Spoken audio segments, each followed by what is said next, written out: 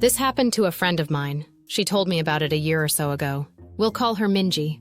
Minji is in her late 20s and works as an English tutor in South Korea. One evening, a few years ago, she was tutoring a high school boy. They were up studying pretty late and the buses stopped running. Being a long way from his house, the boy asked if he could crash on her floor overnight and get the first bus the next morning.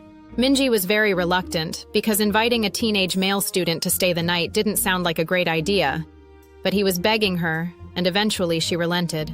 They went back to her one-room apartment, and she got into the bed, while he laid a blanket out on the floor, and they both fell asleep. A few hours later, at maybe 2 a.m., the boy wakes Minji up.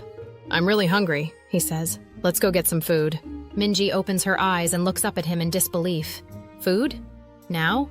It's 2 a.m. Go back to bed." But the student insists. "No, I'm so hungry. Let's eat something now." She tells him that there's some ramen in the kitchen, and he can fix himself some. This doesn't satisfy him. He doesn't want ramen. There's a 24-hour place just down the road. Let's go there. Eventually, after several minutes of persuasion, the boy gets Minji to come with him to the restaurant. They leave the apartment and head out.